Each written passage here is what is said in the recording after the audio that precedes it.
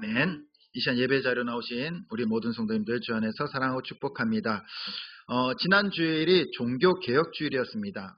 오늘은 이제 그 신앙 정신을 되새기면서 말씀을 나누고자 합니다. 이 종교개혁하면요, 우리 5개 슬로건이 있습니다. 모토가 있는데요. 우리 함께 따라서 큰 소리로 외쳐주시면 감사합니다. 첫 번째, 오직 성경. 두 번째, 오직 예수.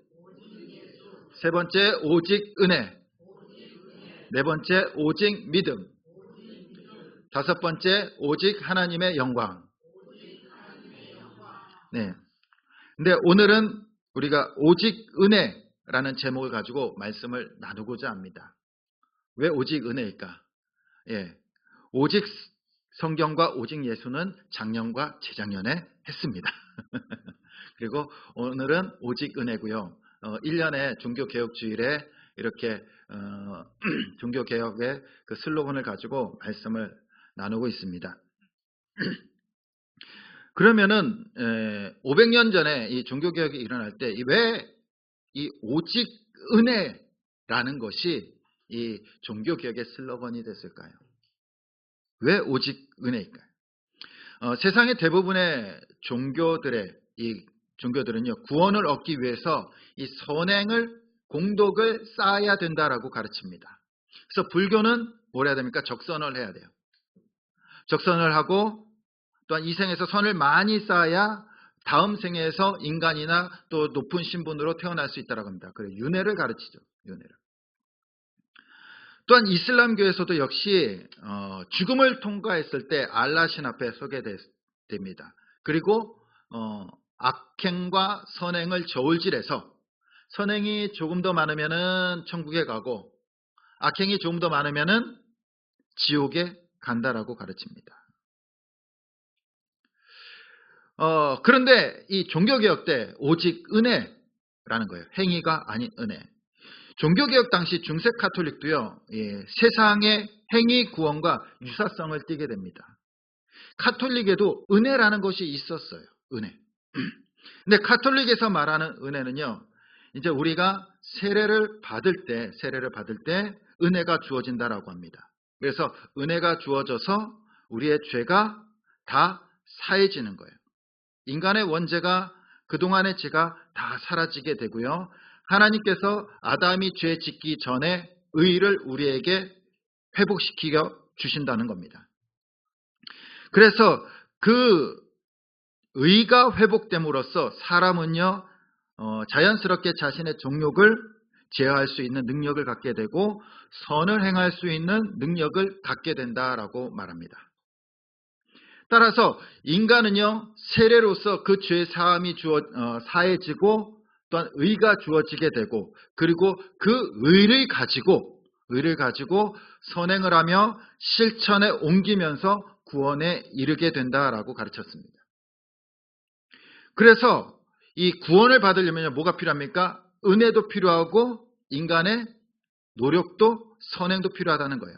만약 은혜의 몫이 50%라면, 구원을 받기 위한 은혜의 몫이 50%라면 인간의 그 선행과 공덕이 몇 프로 필요합니까? 50%가 필요한 거예요. 그래서 그것을 살면서 채워가야 된다라는 겁니다. 더 흥미로운 것은 인간의 경우 그 몫이 50%를 넘어설 수 있다는 거예요. 50%를 할 수 있고 60%를 할 수 있고 70%를 할 수 있고 100%, 200%까지 할 수 있다는 겁니다. 그래서 초과되는 이 공덕, 선행을요, 초과 공덕이라고 말합니다. 초과 공덕. 그리고 이 초과 공덕을 이룬 사람들을 성인으로 칭호합니다. 성인으로. 그래서 카톨릭의 구원가는요, 하나님의 은혜 위에 인간의 선행이 같이 이루어져야 되는 거예요. 같이. 그래서 그것이 100%가 됐을 때 천국에 갈 수 있다라고 가르쳤습니다. 그래서 오늘날 카톨릭도요, 공덕과 선행을 중요하게 여깁니다. 중요하게 여겨요. 그런데 이 카톨릭만 이렇게 선행과 공덕을 중요하게 여길까요? 아니에요. 오늘날 크리스찬들도요, 이 선행과 공덕을요, 굉장히 중요하게 여기면서 살아갑니다. 우리는 분명히 예수 그리스도의 그 십자가의 죽으심과 부활하심을 믿는 자들은 구원을 받는다라고 우리는 하나님의 말씀을 붙들고 구원을 받았어요. 그런데 생활이 그렇지 않다라는 겁니다. 그렇게 믿음으로 구원을 받았는데 신앙생활을 보니까 뭔가 허전해요. 구원을 받기 위해서 내가 아무런 노력을 하지 않았다는 것이 너무나 죄송스럽기도 하고요. 너무나 허전하기도 합니다. 그래서 뭔가 해야 될 것만 같아.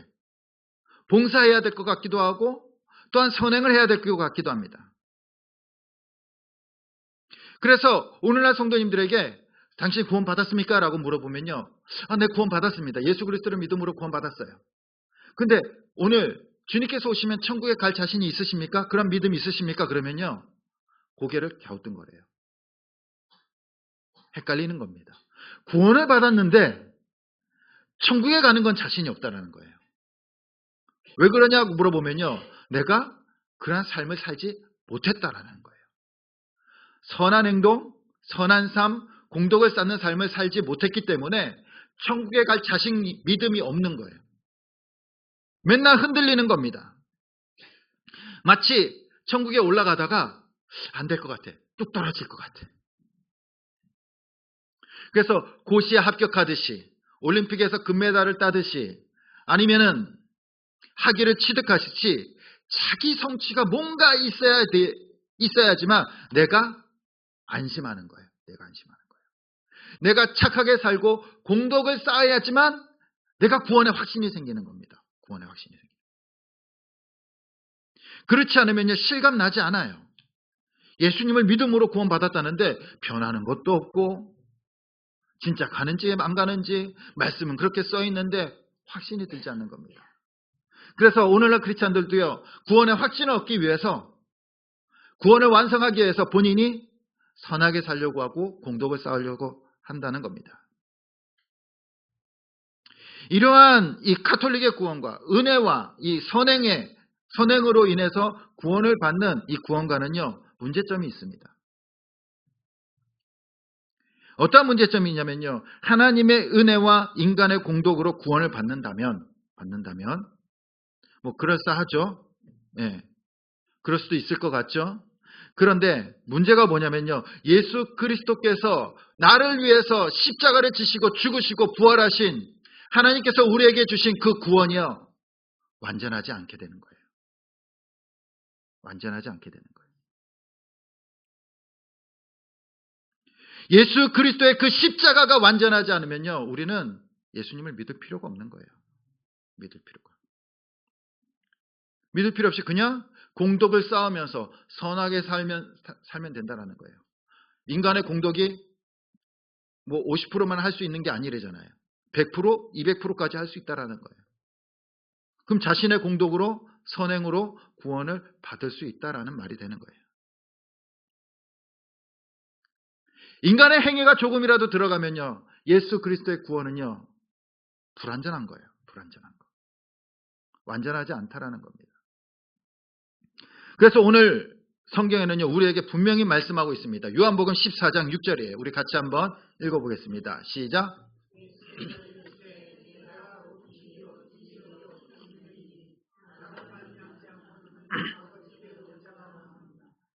아멘. 예수님께서 말씀하시는 거예요. 내가 곧 길이요 진리요 생명이니 오직 예수 그리스도로 통하지 않고는 말미암지 않고는 아버지께로 올 자가 없다라고 말씀하시는 거예요. 거기에는 인간의 어떤 노력과 행위가 들어가지 않아요. 오직 누굽니까? 예수 그리스도. 오직 예수 그리스도. 진리는 하나라는 겁니다. 변하지 않는 유일한 길이기에 이 말씀이 진리인 거예요. 그리고 오늘 우리에게 또한 말씀합니다. 예배소서 2장 8절에서 9절 말씀 우리 같이 한번 읽어보겠습니다. 시작. 너희는 그 은혜에 의하여 믿음으로 말미암아 구원을 받았으니 이것은 너희에게서 난 것이 아니요 하나님의 선물이라. 행위에서 난 것이 아니니 이는 누구든지 자랑하지 못하게 함이라. 아멘. 구원은 무엇으로 주신다고요? 믿음으로 말미암아 선물로 은혜로 주신다는 거예요. 선물. 인간의 어떤 행위도 그 구원의 길, 구원의 방법에는요, 인간의 어떤 행위도 들어갈 수 없다라는 거예요. 왜 그렇습니까? 그 구원이 뭡니까? 구원이 뭡니까? 구원은요, 생명을 받는 거예요. 영원한 생명을 받는 겁니다. 생명을 받는 게 구원이에요. 인간의 어떠한 공덕, 어떠한 선행, 아니, 어떻게 많은 선행을 하고 많은 공덕을 쌓으면 생명을 얻을 수 있을까요? 그런 거 본 적 있으십니까? 얼마나 선하게 살면요, 생명을 얻을 수 있을까요? 그러나 생명은요, 행위로 얻을 수 있는 것이 아니에요. 그렇잖아요. 생명을 우리의 노력으로 얻을 수 있습니까? 생명을 우리의 선행이나 공덕으로 얻을 수 있습니까? 평생 고행하면서 살면 생명을 얻을 수 있나요? 생명은요, 인간이 얻을 수 있는 것이 아니에요. 생명은 받는 겁니다. 받는 거. 선물로 받을 수밖에 없는 거예요. 2000년 6월 달에 미국 버지니아에서 한 재판이 열리게 됩니다. 거기에 이제 피고인으로 나온 사람들이에요. 청각 장애인 부부예요. 그들이 이제 집 주인이요, 이 청각 장애인 부부를 고소합니다. 그 고소 내용이 뭐냐면은 월세 250달러를 내지 않았다는 거예요. 250달러 하면요, 지금으로 한 30만 원 정도? 얼마 되지 않아요. 얼마 되지 않아요. 이제 법정에 서게 돼요. 그래도 월세를 내지 않았다는 건 뭡니까? 죄를 지은 거죠. 죄를 지은 거예요. 이 재판이 열리자 이제 판사가 보더니, 내용을 보더니 이제 자기의 지갑을 꺼냅니다. 그리고 250달러를 딱 꺼내주면서 변호사에게 주면서, 자, 이걸로 퉁치자고 합니다. 이걸로 이 청각장애인 부부 내가 냈으니까 무죄로 합시다 라고 제안을 해요. 그리고 이 부부는요, 어떻게 될까요? 무죄로 풀려나는 거예요. 무죄로. 분명 이 청각장애인 부부는 월세를 내지 않아서 죄를 지었어요. 근데 누가 대신 지불했습니까? 판사가 대신 지불했어요. 그리고 무죄라는 겁니다. 죄가 없다라는 거예요. 이제 집에 돌아가. 은혜가 바로 이런 겁니다. 은혜가. 우리는 죄로 인해서 하나님 앞에 서야 돼요. 그 죄의 대가는 뭡니까? 죄의 삭은 사망이라는 거예요. 죽음. 그런데 재판장 대신 하나님께서 자신의 아들 예수 그리스도를 이 땅에 보내주셔서 우리의 죄값을 다시 모두 다 지불해 주셨어요. 지불해 주셨어요. 죄는 우리가 졌지만 우리가 한 것은 없어요. 모든 것이 예수님께서 하신 거예요. 예수님께서. 그것을 우리는 뭐 하기만 하면 돼요?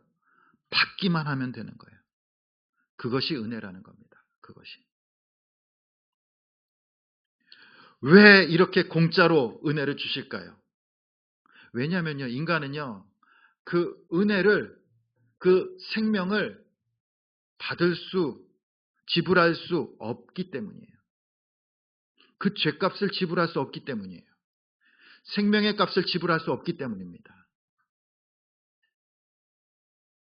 인간의 영생의 값, 생명의 값을 매긴다면 얼마 정도면 될까요? 우리 사랑하는 성도님들의 생명의 값 얼마 정도로 제시하시겠습니까? 얼마 정도로 제시하시겠어요? 100억? 100억 줄 테니까 너 죽을래? 그러면 죽을까요? 100억 포기할래요? 아니면 1000억? 네. 생명은요, 돈으로 값을 매길 수 없는 겁니다.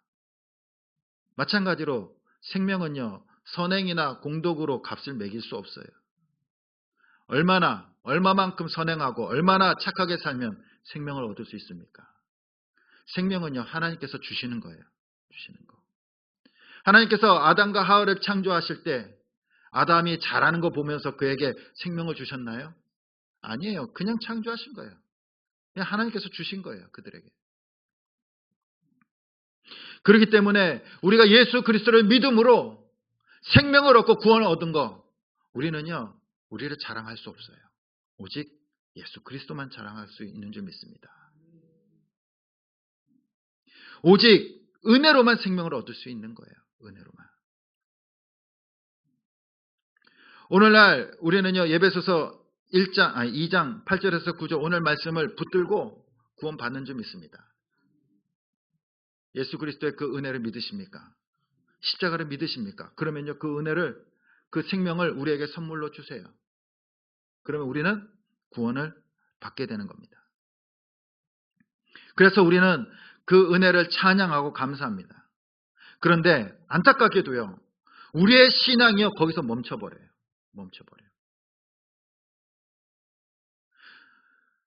구원은 받고 그냥 끝이에요. 9절에서 멈춰버린다는 겁니다. 8절, 9절. 10절도 있는데. 우리 10절 말씀 우리 같이 한번 읽어보겠습니다. 시작.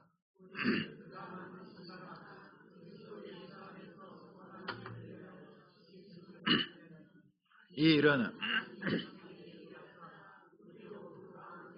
행하게 하려 하심이라. 아멘. 우리를 왜 구원하셨습니까? 우리를 왜 만드시고 지으셨나요? 뭐라고 말씀하십니까? 예수 안에서, 그리스도 예수 안에서 선한 일을 위하여 지으심을 받은 자다라는 겁니다. 구원받고 은혜 받고 예수 그리스도를 믿고 끝이 아니라는 거예요. 그 목적이 있다라는 겁니다. 어느 작은 마을에 목사님이 계셨습니다. 근데 그 마을에 사는 이제 나이 든 어르신이 계신데 오랫동안 교회를 안 나오는 거예요. 오랫동안. 그래서 신방을 갔습니다. 그래서 오랫동안 이분이 안 나오니까 한 번도 보지 못한 그 성도님을 찾아가서 이제 이야기합니다. 복음을 전합니다. 예수님 믿으셔야죠. 그리고 교회 나와서 예배 드리셔야죠. 내내 그 이야기, 목사님의 말을 듣고 있던 이 어르신이 이렇게 얘기합니다. 목사님, 저 기독교인이에요. 크리스찬입니다. 저 어렸을 때 교회에서 살았고요. 교회에서 놀았어요. 예수님 믿어요. 내가 교회 나가지 않지만 교회에서 한 번 구원 받으면은 영원히 천국 간다면서요. 저는 구원 받았어요. 그렇게 말을 하는 겁니다. 여러분도 이 말에 동의하십니까? 사람들은요, 은혜에 대한 말씀을 듣고 잘못된 결론을 내립니다. 구원은 선물이지 우리의 노력이나 돈으로 사는 거 아닙니다. 예수 그리스도를 믿고 구원 받으시겠습니까? 그러면요, 사람들은 공짜니까 믿으면 된다니까 네 좋아요. 믿겠습니다. 받겠습니다. 그리고 받고 나서 자, 내가 구원 받았으니까 이제 천국에서 만나요. 네? 천국에서 만나요. 구원받고 사람들에게 아무런 나에게 일이 일어나지 않은 것처럼 살아간다라는 거예요. 예수 그리스도를 믿었는데 삶의 변화가 전혀 없습니다. 하나님 구원해 주셔서 감사합니다. 은혜 주셔서 감사합니다. 그리고 끝나버리는 거예요. 우리 사랑하는 성도님들, 은혜가 뭡니까? 은혜 받았는데 은혜가 뭘까요? 하나님으로부터 우리가 은혜를 받았는데 그 은혜가 뭡니까? 은혜는요, 예수 그리스도의 생명이에요. 영원한 생명을 받은 겁니다. 생명은 살아 움직이는 거예요. 살아 움직이는 겁니다. 그것이 생명이에요. 생명은 움직이는 겁니다. 살아가는 겁니다. 그렇기 때문에 은혜는 뭡니까? 움직이는 거예요. 은혜는 멈추는 것이 아니라 살아가는 겁니다. 살아가는 것. 하나님께서 주신 그 생명을 살아가는 거예요. 은혜 받고 끝이 아니에요. 이제 우리는 그 은혜의 삶을 살아가야 되는 줄 믿습니다. 가톨릭에서는요, 구원을 얻기 위해서 선을, 공덕을 행해야 된다라고 말합니다. 그러나 개신교에서는요, 뭐라고 얘기합니까? 구원은 은혜로 받고 그리고 감사함으로 선하게 살라라고 가르치는 거예요. 가르치는 거예요. 가톨릭은 구원을 받기 위해서 공덕을 쌓아야 되는 거고 우리는 이제 구원을 받았으니 감사함으로 선하게 살아가는 거예요. 자, 여기서 우리가 잠시 생각해 봐야 될 것이 있습니다. 자, 도대체 이 선행이란 뭡니까? 선행이란. 선행이란 뭐라는 점입니다. 공덕이 뭐라는 겁니까? 자, 선행을 행하는 데 있어서 그 선행을 행하는 목적이 내 유익과 내 이익을 위해서 선을 행한다면 그것을 선행이라고 할 수 있을까요? 남들 보기에는 선행이지만 그 목적이 나를 위한 거고 나의 유익과 이익을 위한 거면 그것을 선행이라고 말할 수 있을까요? 그건 순수한 선행이 아니죠. 순수한 선행이 아니죠. 근데 가톨릭에서 뭡니까? 왜 선행을 해야 된다고 하죠? 구원을 얻기 위해서. 누구를 위해서 선행을 하는 겁니까? 나를 위해서 공덕을 쌓고 선을 행하라는 거예요. 나를 위해서. 그렇다면 그 선행이 참된 선행이 될 수 있을까요? 나를 위한 건데. 참된 선행이란 뭡니까? 나를 위한 것이 아니라 이웃을 위한 거고 이타적인 거예요. 내 자신을 손해보고 그리고 내 자신을 포기하고 내 자신을 내주는 것이 참된 선행이죠. 그런 관점으로 봤을 때 종교에서 말하는 선행은요, 선행이 될 수 없어요. 누구를 위한 겁니까? 궁극적으로. 내 자신을 위한 거거든요. 내 자신을 위한 거. 우리의 선행은요, 그러한 그 내 자신을 위한 선행이 아니라 감사함으로 내 삶을 나누는 은혜의 삶인 줄 믿습니다.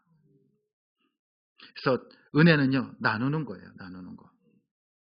선물하는 겁니다. 내 시간을 선물하는 거고요. 내 시간을 나누는 거고요. 내 물질을 누군가에게 주는 거예요. 내 삶을 주는 거예요. 그것이 뭐예요? 은혜의 삶이라는 거예요. 은혜의 삶. 옛날 보스턴의 정신병원에 한 소녀가 수용되어 있습니다. 이 소녀는요, 극심한 이제 공격성 장애 갖고 있어요. 불안 증세. 그래서 의사 소견으로 봤을 때 이 소녀는 이제 회복 불능이라고 이제 진단을 내립니다. 아, 도저히 안 돼. 약으로도 안 되고 도저히 불능해. 그래서 이 병원 안에서 이 소녀의 이름을요, 작은 애니라고 불렀어요. 애니. 아무도 관심을 갖지 않습니다. 아무도 관심을 갖지 않아. 그리고 부모와도 연락이 단절이 돼요. 이 소녀는요, 그냥 그런 중증인 상태로 공격하고 소리 지르면서 미친 듯이 자기 멋대로 병원 생활을 합니다. 그런데 이 병원에 한 늙은 간호사가 있었습니다. 그리고 그녀에게 매일 과자 조그만 거를 들고 그 작은 애니를 찾아와서 위로하는 거예요. 애니야, 너를 정말 사랑한단다. 이 애니는요, 아무런 반응이 없어요.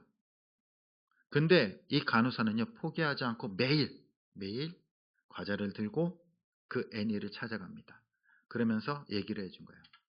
나는 너를 사랑해, 애니야.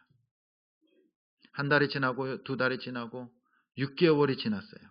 한결같이 포기하지 않고 끊임없이 다가가서 그 작은 소녀를 위로해주고 격려해줍니다. 그때부터 이 애니의 마음이요, 조금씩 열리기 시작하는 거예요.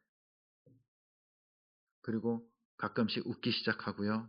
계속해서 이 간호사의 도움으로 드디어 회복이 되고 정상적인 몸으로 돌아오게 됩니다. 어느 날 이 정상적으로 돌아온 이 소녀가요, 신문 기사를 읽는 중에 결심을 하게 됩니다. 신문에 광고가 났어요. 보고 듣고 말하지도 못하는 어린아이를 돌볼 사람을 구합니다. 그때 이 애니가요, 그거를 신청합니다. 내가 이 아이를 살려보겠다. 그리고 간호사가 자기에게 포기하지 않고 자기를 끝까지 돌봐 주었듯이 이 애니도요, 그 아이를 끝까지 돌봅니다. 그리고 그 아이가 훌륭하게 커요. 그 아이가 바로 우리가 잘 아는 헬런 켈러예요. 그리고 그 헬런 켈러를 돌봤던 작은 애니는요, 앤 설리번 선생님입니다.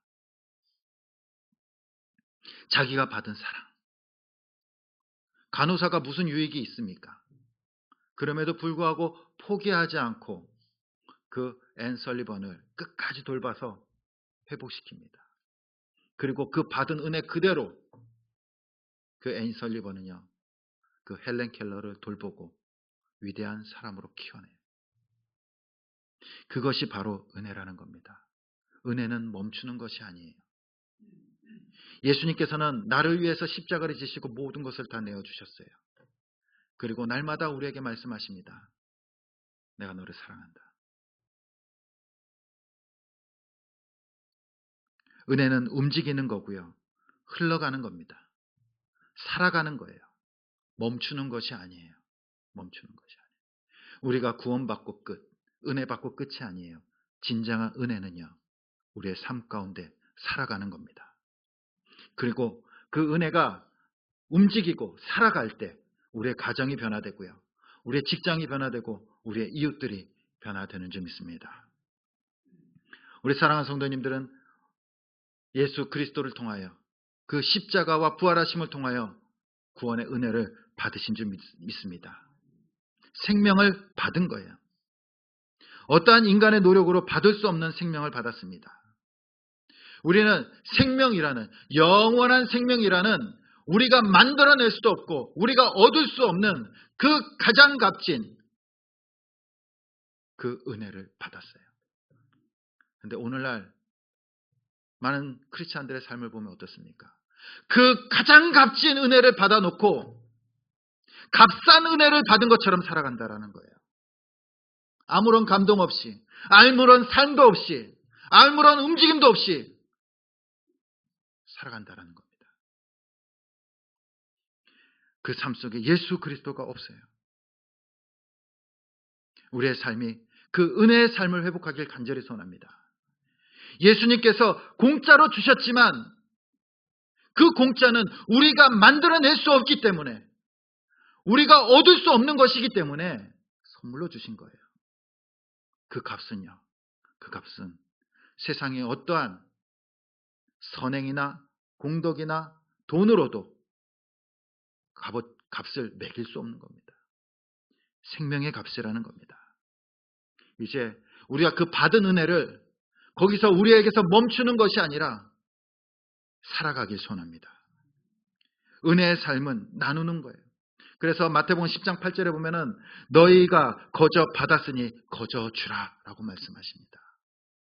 예수 그리스도로 말미암아 우리가 생명을, 영원한 생명을 거저 받았으니 이제 그 생명을 나누는 삶이 되길 소원합니다. 우리에게 주신 시간과 건강과 물질과 그리고 우리의 그 모든 삶들을 우리의 이웃들과 나누길 소원합니다. 그리고 우리의 가정에 믿지 않는 자들에게 그 은혜를 나누길 간절히 소원합니다. 그래서 날마다 우리의 가정과 직장과 우리의 삶이 그 은혜로 흘러넘치고, 그리고 그 은혜로 말미암아 변화되고, 그 은혜로 말미암아 그 은혜의 삶을 누릴 수 있는 우리 주찬학교의 모든 성도님들 될 수 있기를 간절히 주님의 이름으로 축원드립니다.